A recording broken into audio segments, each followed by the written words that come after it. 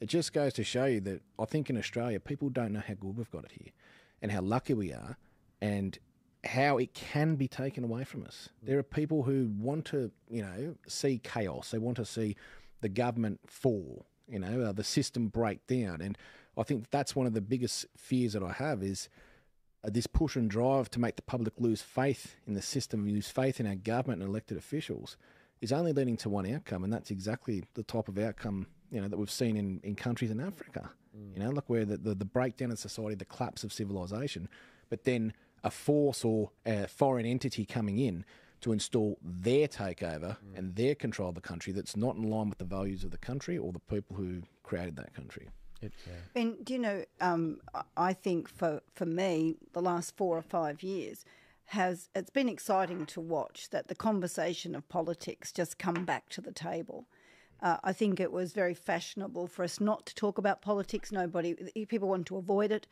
Now it's so much in your face, and creating a critical conversation around politics, any conversation's great, but I'm just so surprised and myself included, that didn't talk politics 4 or 5 years ago, wasn't interested, left it to other people. And then realising the mess we've got ourselves in when we've given our power over to the government, and then having to take that power back and bring that conversation back. It's just been amazing that people are ready to have the conversation, want to have the conversation, and more than that, they actually want to get involved and do something about it. That's been great. I think it's fantastic, and it just goes back to your point you made.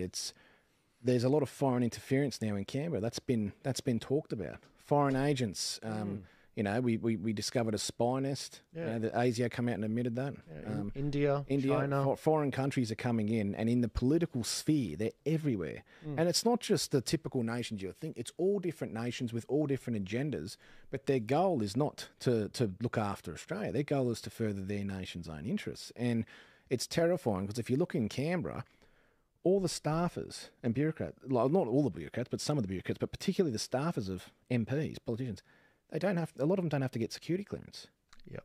So you look at that, and that's a huge red flag. If you step foot in that building to work, you should all be security cleared through our intelligence agencies. But currently we don't have that, and it's frightening. It's absolutely frightening, the security situation. And it's shocking how cheaply they can be bought off. A few thousand.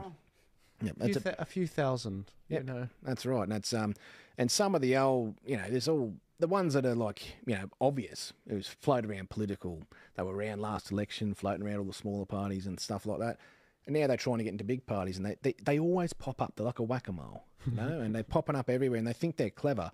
And a lot of them are, but there are some that are very, very clever, very, very good and dangerous.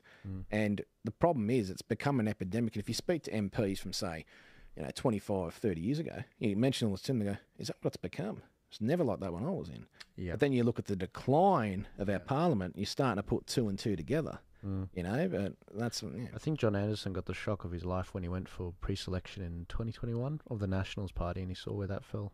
That was terrible. That was a disgrace, what happened there. Stephen? Can I say, nothing makes socialism more appealing than